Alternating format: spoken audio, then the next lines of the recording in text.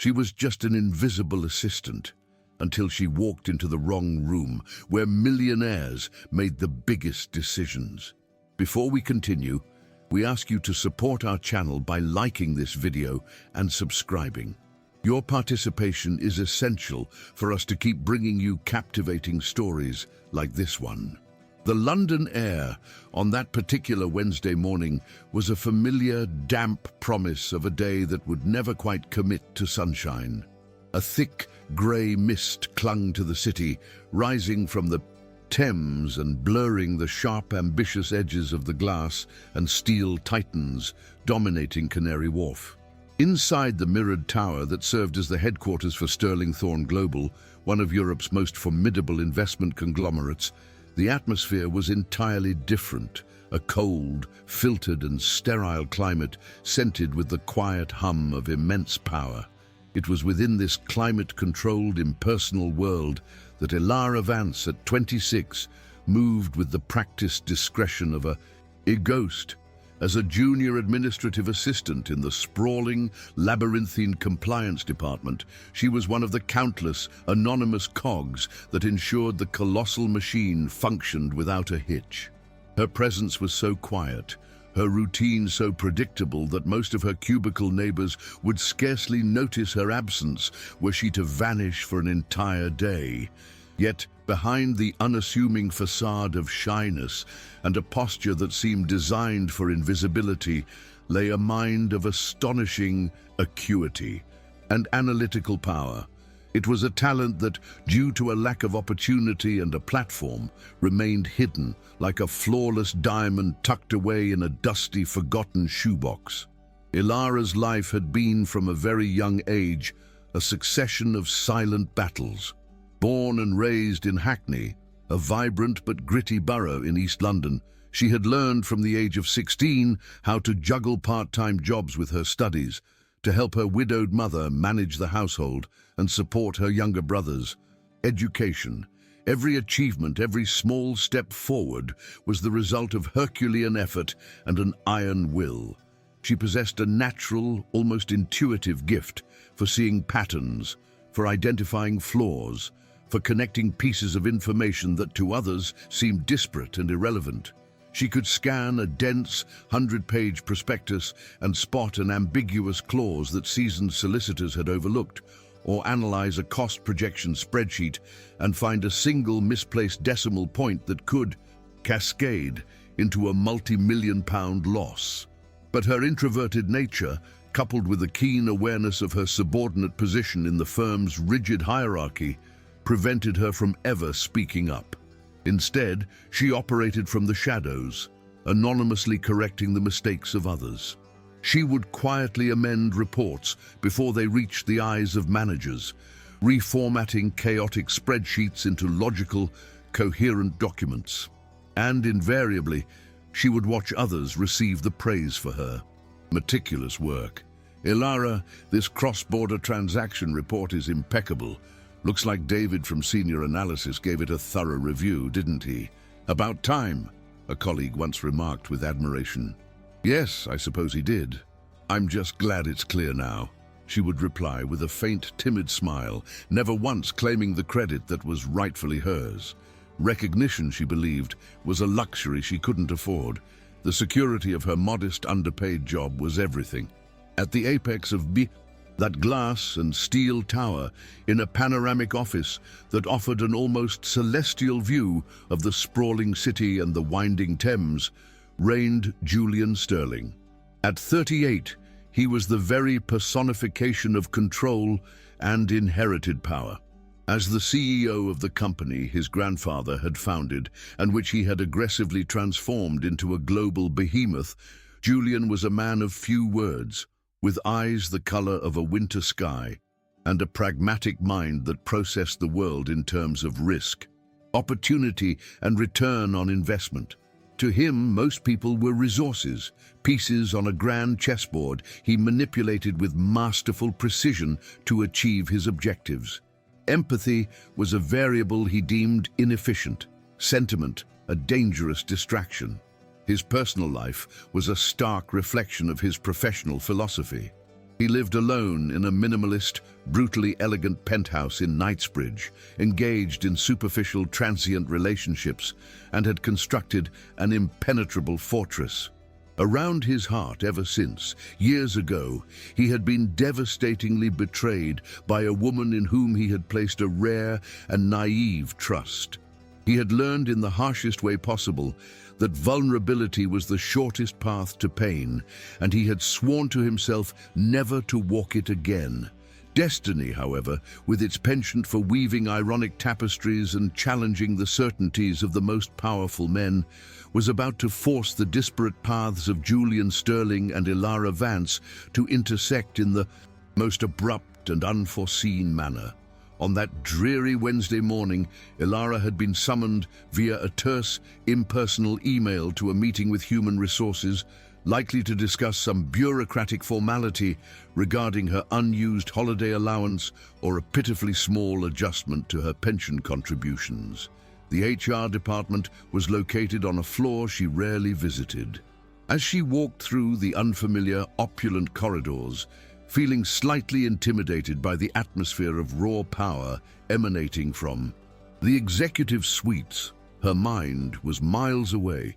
She was preoccupied, her stomach in knots over a stark notification she'd received earlier from her brother's university about his overdue tuition fees, a financial weight that rested heavily on her shoulders.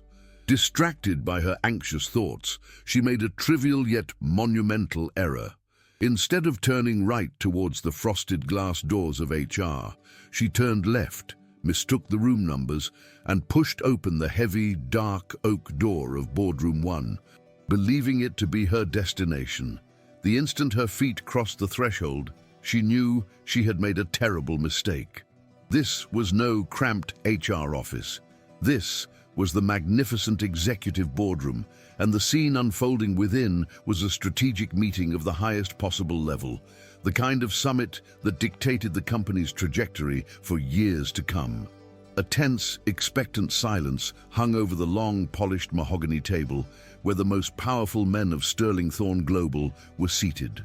At the head of it all, with a presence that seemed to absorb all the light and air in the room, was him, Julian Sterling, the CEO, the man whose face she only knew from the glossy pages of the annual report. Flanking him were directors from various divisions, all with grave, focused expressions, listening intently to the presentation projected onto a giant screen on the far wall. A young, sharp-suited executive, his voice trembling slightly under the immense pressure, was expounding on the details of an audacious and risky international expansion project, the merger with a rapidly growing fintech firm based in Dublin. It was a deal worth hundreds of millions of pounds, one that could redefine the company's position in the post-Brexit European market. Paralyzed by shame and the sheer panic of her blunder, Ilara wanted only to retreat silently and disappear, praying that no one had noticed her intrusion. But as her eyes, by reflex, scanned the complex charts and figures on the screen, her analytical mind, honed by years of silent study and meticulous observation, registered something that made her blood run cold. There was an error, a grave, almost elementary error, in one of the central graphs presenting the projected synergy savings of the merger. An error that no one in this room, with all their Oxford degrees and astronomical salaries, seemed to have noticed. For a moment that stretched into an eternity, Ilara fought a fierce internal battle. One part of her, the sensible, terrified part, screamed at her to get out, to not get involved, to not draw any attention to herself. "Shut up, Ilara. No one asked you. You're just an admin from compliance, an invisible girl from Hackney. If you open your mouth, you'll be fired on the spot," a voice shrieked in her head. But another part of her, the part that held an almost sacred respect for logic and the truth of numbers, could not simply ignore the glaring mistake. It was a flaw so fundamental that she knew it could lead the company into a catastrophic financial misadventure, which would ultimately affect the lives of hundreds of employees just like her. The thought that such a monumental decision was being made on a fundamentally flawed premise caused her physical pain. And then, just as she was taking a half step back, ready to retreat into the anonymity of the corridor forever, something stronger than her fear propelled her forward. With her heart hammering against her ribs and her voice trembling, but surprisingly clear, she spoke, shattering the room's solemn silence. "Excuse me. I'm so sorry. I know I shouldn't be in here, and I apologize for the interruption, but that figure there in that chart, it's wrong. It's completely wrong." Her words fell upon the boardroom like a boulder dropped into a still, deep lake, sending out waves of shock and a silence even more profound and unsettling than before. Every head in the room, previously fixed on the presentation, now swiveled towards her, this small, modestly dressed figure standing by the door. The looks she received were a mixture of pure disbelief, astonishment, and irritation at the bizarre interruption, as if a phantom had just materialized in the middle of their sacred power ritual. The young executive giving the presentation stopped mid-sentence, his mouth hanging open, utterly lost. The other directors exchanged baffled glances, their brows furrowed, trying to process who this woman was and where she had come from. But it was the gaze of Julian Sterling that captured Ilara's attention and held it fast. His eyes, a piercing glacial grey, fixed on her with an intensity that made her shiver. It was not a look of anger, but of a sudden, sharp and analytical curiosity, like a scientist encountering an unexpected anomaly in a controlled experiment. The silence stretched for several seconds that felt like hours, the tension in the air so thick it was almost palpable. Finally, it was Julian's deep, controlled voice that broke the spell. He did not address her directly. He leaned forward, placing his elbows on the table, his eyes never leaving Ilara. He spoke to his directors, his tone calm, in a way that was more terrifying than any shout. "Verify what she said. Now." The chief financial officer, Alistair Finch, a portly man with a perpetually worried expression, grabbed his tablet. With fumbling, hurried fingers, he began typing, searching for the specific EU regulation the unknown young woman had cited with such unnerving confidence. The silence in the room was so absolute that one could hear the soft whir of the air conditioning and the frantic thumping of Ilara's own heart. She remained frozen by the door, already regretting her audacity, picturing herself being escorted out of the building by security. After a few minutes that felt like a lifetime, the CFO looked up from his tablet, his face ashen. He looked at Julian Sterling, swallowed hard, and spoke in a low, mortified voice. "Sir, she is correct. The valuation is fundamentally flawed. The operational overheads from the new ESMA directive on data passporting, it's exactly as she described. We completely missed it. It's a primary unforgivable oversight." The confession landed like a guilty verdict. The other directors shifted uncomfortably in their expensive chairs, avoiding the fulminating gaze of their CEO. Julian, however, showed none of the fury everyone expected. His expression remained unnervingly calm, almost cold, but there was a new intensity in his eyes as he turned his attention back to Ilara. He rose from his chair, walked slowly towards her, and stopped just a few feet away. His voice was still quiet, but it was now charged with a curiosity that overshadowed every other emotion. "What is your name?" he asked. "And what is your position in this company?" "Ilara Vance," she replied, her voice barely a whisper. I'm an administrative assistant in the compliance department." He stared at her for a long moment, as if trying to solve a complex puzzle. And how does an administrative assistant from compliance know so much about European Union financial regulatory directives? I don't know, sir," she answered, her honesty unvarnished. I like to read the reports and filings that pass my desk, even the old ones from the archives. I do it for my own interest, to learn."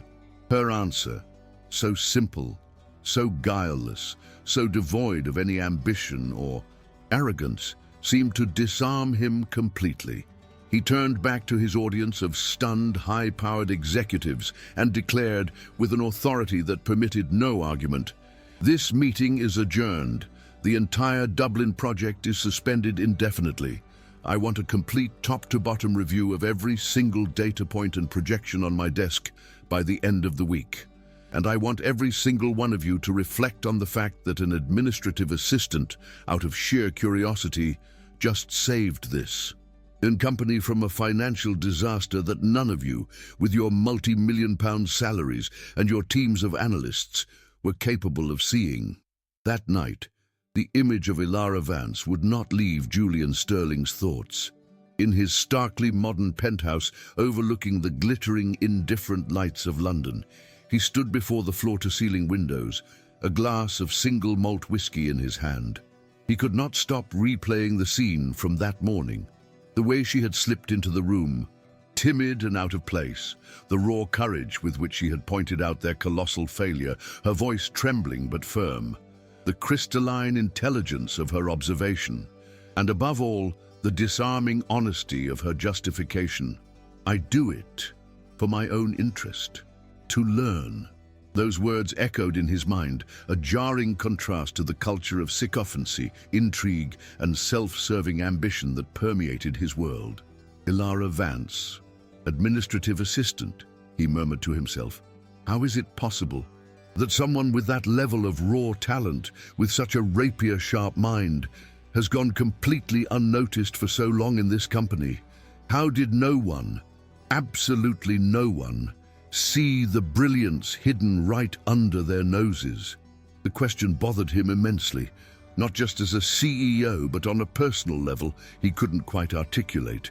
There was something in her quiet integrity, in her selfless pursuit of knowledge, that forced him to question his own methods, his own way of evaluating people, his very definition of value.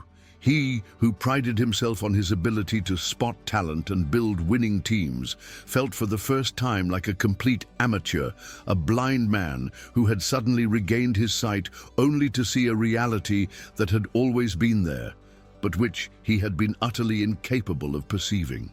Driven by this new and persistent disquiet, Julian began to do something he hadn't done in years. He began to observe. In the days that followed, he discreetly watched Ilara Vance as she moved through the company, not in a predatory or invasive way, but with the focused curiosity of a naturalist studying a rare and fascinating specimen. He saw her in the corridors, always walking with a hurried pace, but with a dignified posture. He watched her during her lunch break, sitting alone in a corner of the bustling canteen, not scrolling through a phone like everyone else, but completely absorbed in a book with a frayed, well-read cover. He noticed how she would spontaneously help colleagues who were struggling with complex spreadsheets or the perpetually jammed office printer, always with a shy smile and without ever waiting for thanks. Most importantly, he began to understand the true extent of her invisible work. Under vague pretexts, he requested old project files and archived reports that he knew would have passed through her department. He received them back flawless, with errors corrected, data organized, and sometimes with discreet, penciled-in annotations in the margins that suggested improvements or pointed out inconsistencies that entire teams had missed. She was a silent guardian of quality, an anonymous custodian of competence, working in the shadows to make others shine without ever seeking the spotlight for herself. And this self-effacement, this lack of ego, this pure dedication to a job well done, both fascinated and confounded him. Julian's curiosity soon morphed from passive observation into a need to understand more, to go beneath the surface, to decipher the enigma of Ilara Vance. He knew he couldn't simply summon her to his office without a plausible reason. Doing so would only ignite the gossip mill and make her even more uncomfortable. He needed an opportunity, a clever pretext that would allow him to interact with her in a more direct, less formal way. The chance arose unexpectedly during a meeting to discuss the wreckage of the Dublin merger project, the very project her providential intervention had saved from disaster.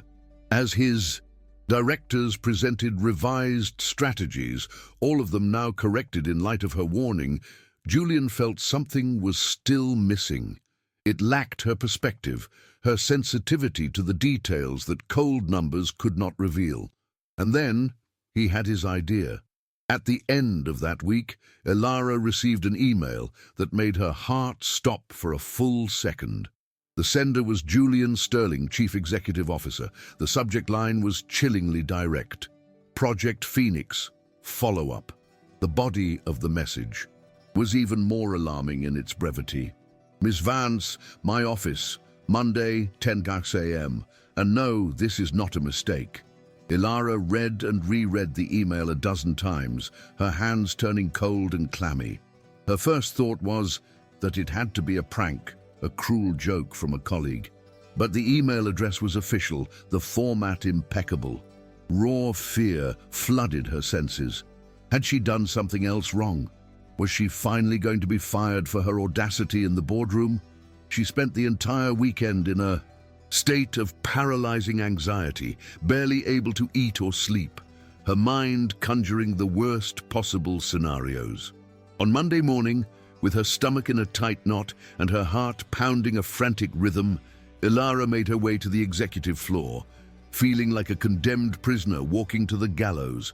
When she entered the vast, intimidating office, she found Julian Sterling standing alone, looking out at the city through the panoramic window. He turned as he heard her enter, and the expression on his face was not one of anger or impatience, but of a calm, focused curiosity. "Good morning, Ilara. Please, have a seat," he said, gesturing to one of the leather armchairs opposite his desk, a gesture that immediately shattered the formal hierarchy. She obeyed, perching nervously on the edge of the seat, bracing for the interrogation. But what came next completely dismantled her expectations. "Ilara," he began, his voice calm and direct, "I have called you here today because I've spent the last few days thinking about what happened in that boardroom, and I have come to a conclusion. You possess a perspective, an ability to see the details and implications of a problem that very few people in this company have. You see what is invisible to most, and that to me is an exceptionally rare and valuable talent." She stared at him, speechless, confusion written all over her face. "I am restructuring the team that will handle the Dublin project, which we are now calling Project Phoenix, and I would like to make you a proposition. I want you to help me, not as an administrative assistant, but as part of the core strategic team, as my personal consultant, tasked with analyzing the risks and opportunities that don't appear on the spreadsheets." The offer was so unbelievable that it took her a moment to find her voice. "Me, sir, but why? I don't have the training for that. I don't have the experience. You are the person who saved this project from a resounding failure," he interrupted, with a gentle firmness. "Because, as you yourself said, you have curiosity. And in today's business world, Ilara, genuine curiosity and the ability to see the invisible are worth far more than an MBA from any prestigious university." The appointment of Ilara Vance to the strategic team for Project Phoenix, under the direct tutelage of the CEO, landed like a bombshell in the corridors of Sterling Thorne Global. The news spread like wildfire, unleashing a tidal wave of envy, resentment, and malicious gossip. The managers and directors who had been publicly humiliated by her intervention now found themselves forced to deal with her presence in their meetings, and they made no effort to hide their contempt. "It's a complete farce," whispered Alistair Finch, the CFO, to a colleague by the coffee machine. "He must be sleeping with her. There's no other explanation. A simple admin girl, no degree, suddenly becomes a strategic consultant? It reeks of a scandal." Another senior analyst with a venomous smile commented loudly near Ilara's new, upgraded desk, "Walks into the wrong room and walks out with a promotion. I should try that tactic myself. must be the new miracle of Sterling Thorn. Ilara heard it all in silence, her heart aching from the cruelty and prejudice. The hostility was a physical presence, and on several occasions she felt tempted to quit, to retreat to the safety of her anonymity. They tried to sabotage her in subtle ways, forgetting to invite her to crucial meetings, sending her reports with deliberately flawed data, or simply ignoring her input, treating her with a condescending air that wounded her deeply. But Julian's quiet, unwavering support and her own unshakable determination kept her standing. The turning point, the moment Ilara proved her worth so incontestably that it silenced many of her detractors, occurred during an extremely tense video conference with the potential partners from the Dublin fintech firm. Alistair Finch, the CFO, who felt particularly threatened by Ilara's ascent, presented a market analysis that was superficial and overly optimistic. He was clearly trying to regain his footing and impress the Irish contingent, deliberately glossing over several currency fluctuation risks and logistical hurdles that could compromise the project's long-term viability. When it was Ilara's turn to speak, everyone in the London boardroom looked at her with an expectation that mingled disdain with morbid curiosity. With a calmness she didn't know she possessed, she shared her screen. Using detailed projections, complex financial models, and precise macroeconomic data that she had spent sleepless nights researching and building from scratch, she refuted, point by point, Finch's fallacious arguments.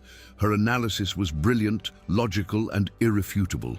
She didn't just point out problems, she offered elegant, well-researched solutions and mitigation strategies. By the end of her presentation, an impressed silence filled the room on both sides of the call. The CEO of the Dublin firm was visibly taken aback, nodding slowly in appreciation. Alistair Finch stared at her, his face a mask of crimson rage and humiliation. "Gentlemen," Ilara concluded, her voice steady and clear, "I may not hold the title of director, nor the years of experience of many in this room, but the data I have presented is accurate. The projections are realistic, and the logic behind my analysis is sound. I stand by the data because data does not lie, and it has no agenda." Across the table, Julian Sterling had watched the entire exchange in silence.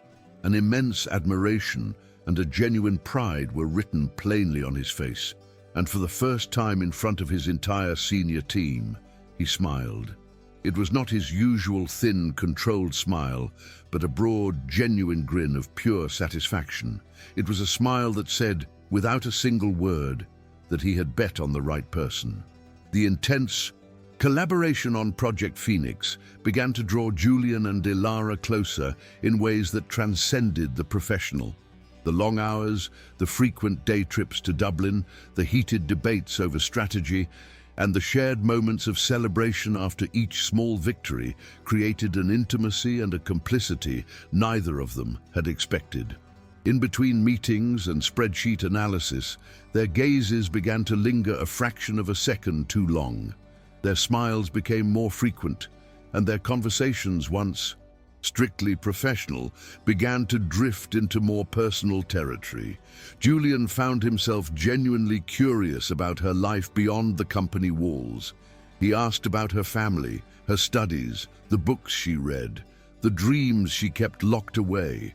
Ilara, in turn, though still guarded, began to feel comfortable enough to lower her defenses.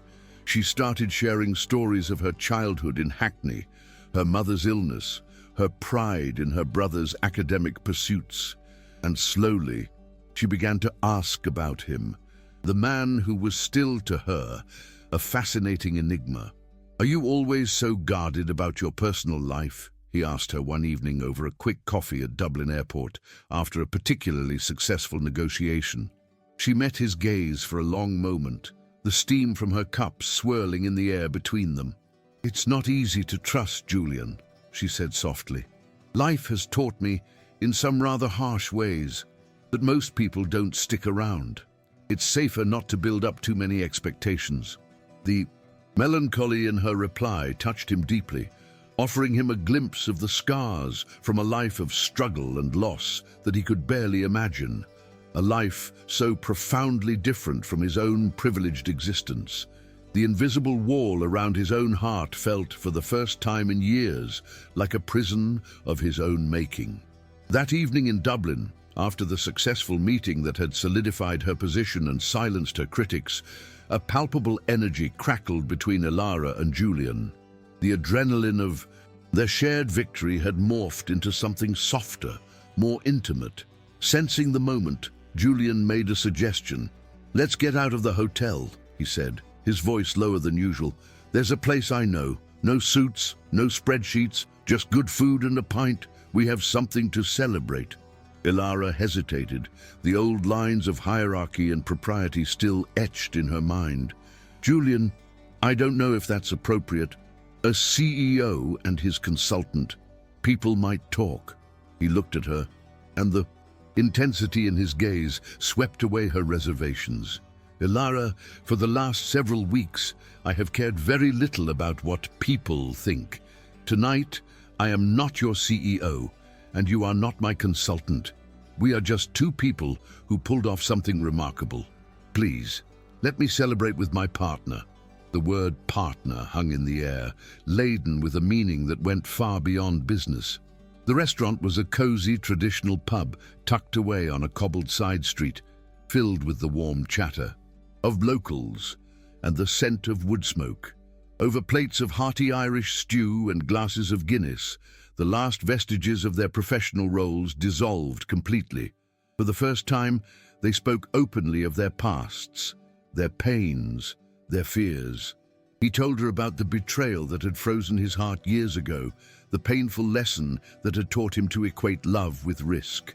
She, in turn, told him about her father's early death, about the constant grinding pressure of keeping her family afloat, about her secret fear that she would never be enough. As the night deepened, he found himself looking at her not as a brilliant mind or a corporate asset, but as a woman of incredible strength and profound soulfulness. Her resilience humbled him. Her quiet dignity captivated him.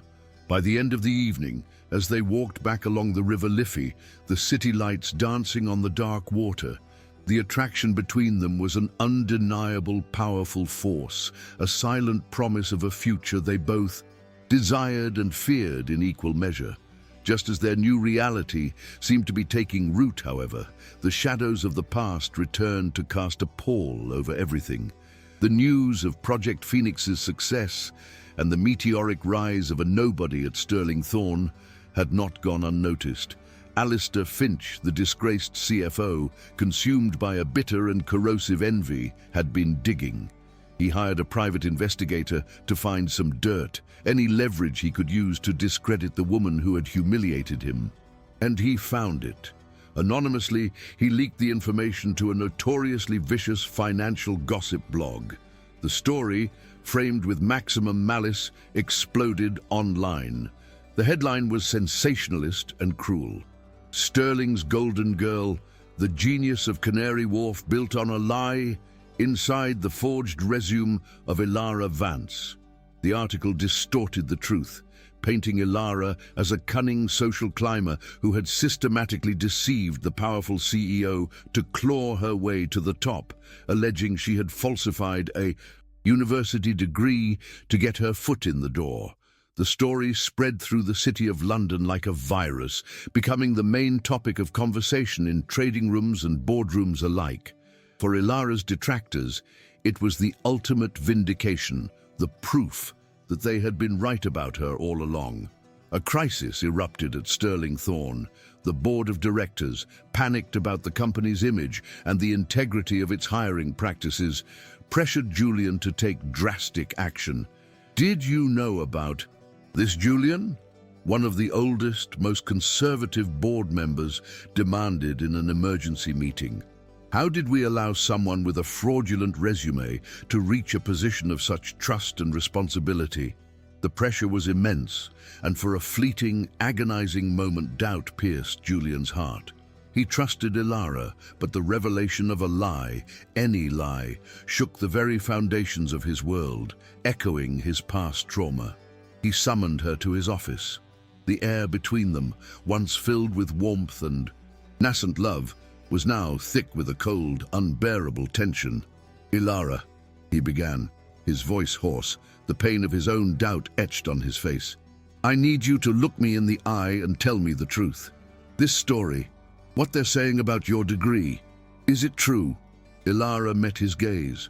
Her eyes were filled with a deep, profound sadness, but also with an unwavering dignity. She did not cry. She did not make excuses or offer half-truths. "Yes, Julian, it's true," she confessed, her voice steady. Despite the tremor of emotion she fought to control, "I lied, but I never ever lied about my skills, my knowledge, or my ability to do the work. I lied about having a piece of paper that I still haven't been able to afford to finish. When I applied for the internship, my mother's medical bills were piling up and my brother needed help. I couldn't pay the final year's tuition. I knew, I was certain, that no system, no algorithm, no HR department would ever give my application a second look without that box being ticked. It was an act of desperation, Julian, a mistake I made to survive, to try and build a future for my family. If that makes me a fraud in your eyes, I will understand." Without another word, with a calmness that defied the storm raging inside her, she unclipped her employee ID badge from her jacket and placed it gently on his polished mahogany desk. "I believe this is my resignation." After Ilara walked out of his office, leaving behind only her ID badge and a deafening silence, Julian was plunged into a state of internal conflict that consumed him. He cancelled his meetings, delegated his duties, and sealed himself inside his penthouse, wrestling with his own demons. One part of him, the cold, pragmatic CEO who had been betrayed before, felt wounded, exposed. A lie was a lie. It was a breach of the trust he valued above all else. But another part of him, a part that Ilara had awakened and nurtured, the human part, felt a profound ache of empathy for her. He spent hours mentally replaying every moment with her. He reread her brilliant reports, her precise analyses, her creative solutions. And in every one of those documents he saw no fraud. He saw talent, dedication, a rare intelligence, and an integrity that transcended any diploma. She didn't lie for personal gain, for status, for luxury, he concluded during a long, sleepless night. She lied to survive. She lied for a chance, a single chance, to show what she was capable of. And my God, how she showed it. She delivered more value, more truth, more soul than all the executives with their impeccable CVs combined. In that moment, his decision became crystal clear. He would not, could not, punish her for a mistake born from the desperation and injustice of a system that so often values paper over people. The next day, with a renewed sense of purpose, Julian Sterling called an all-hands meeting, gathering every director, manager, and employee in the company's grand auditorium. The atmosphere was electric with tension.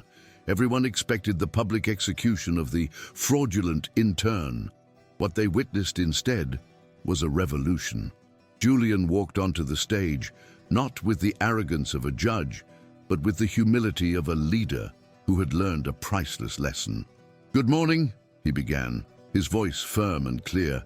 "I've called you here to address the situation regarding Ms. Ilara Vance, and I want to be perfectly transparent. Yes, it is true that Ms. Vance had not formally completed her degree when she joined us, and technically that is a failure in our hiring process." He paused, letting the admission sink in. "But I ask you," he continued, his voice rising with passion, "what truly defines a professional's worth? A piece of paper on a wall, or the talent, dedication, intelligence, and integrity they demonstrate every single day? Sterling Thorne Global cannot and will not be a company that punishes someone for being poor, for not having had the same opportunities many of us take for granted. We can and should hold people accountable for lies born of malice or ego, but we must never punish those who fight desperately just to be seen. Ilara Vance, with her brilliant mind and unimpeachable character, saved this company millions and taught us a lesson in humility. Therefore, she will not only remain at this company, but she will be fundamental to its future. Then, to the utter astonishment of everyone present, he delivered the final, transformative blow. And effective today, I am announcing the creation of the Vance Foundation. Sterling Thorne will fund a permanent scholarship program to ensure that other brilliant minds facing financial hardship can finish their education and get the opportunities they deserve. Because talent, he declared, his eyes sweeping across the stunned audience, has no postcode, but a company with vision and a heart can and must ensure it has a path. After the historic speech, Julian went personally to Ilara's small, modest flat in Hackney. He brought not only the news of her reinstatement, but also the offer of the very first scholarship from the foundation that now bore her name. She received him with a mixture of disbelief, relief, and an emotion so overwhelming it left her speechless. Sitting in her tiny living room, the social chasm that once seemed to separate them now felt utterly insignificant compared to the profound connection they had built.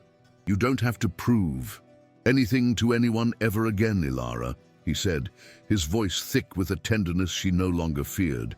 "Your value is absolute." She smiled, tears finally streaming down her face, but they were tears of joy and immense relief. "I never wanted a title, Julian, or power. All I ever wanted was to be seen." He took her hand, his touch now familiar and reassuring. "And I, Ilara, never truly saw anyone in my life until the day you walked into the wrong room and accidentally turned my entire world upside down." That evening, they stood on the grand marble staircase in the lobby of the Sterling Thorne Tower.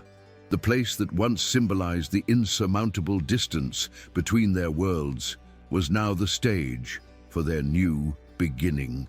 The soft twilight filtering through the glass facade created an intimate, almost magical glow. He gently cupped her face in his hands. "When I first brought you into my circle, Ilara, it was because of your mind," he said, his voice a low, earnest murmur. "It challenged me, it fascinated me. But today, standing here with you, I know that what keeps me by your side, what makes me want to be a better man, is your heart, your immense, courageous, and unbelievably generous heart." And there, on the staircase of the company that had witnessed the start of their impossible journey, he kissed her. It was a kiss that held no urgency or frantic passion, but a kiss of infinite depth and tenderness. It was a kiss that sealed a promise, a kiss that was the final, beautiful merging of two souls who, against all odds, had found their true home in one another. A few years later, the scene at Sterling Thorne Global was a testament to the transformative power of their union. Ilara Vance, having completed her law degree with first-class honors, was now the Director of Strategic Development and Social Responsibility, a position created specifically for her. She masterfully combined her business acumen with her passion for social impact, turning the company into a benchmark for ethical and inclusive practices. And at her side, every step of the way, was Julian Sterling, a man profoundly changed.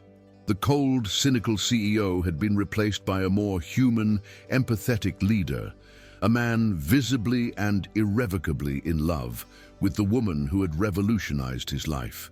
On the digital screens that lined the company's corridors, where once only stock tickers and profit charts were displayed, a new motto now stood out in elegant script, a phrase that summarized the essence of their story. "Talent has no postcode. A company with vision must ensure it has a path."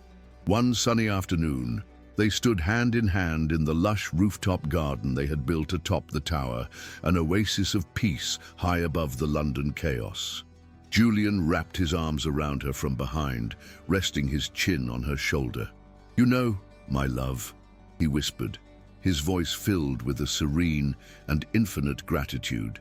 You walked into my life by mistake, a quiet, invisible girl, from the wrong side of the city, and yet, with your courage, your truth, and your brilliant heart, you ended up rewriting not just your own story, but the story of all of us.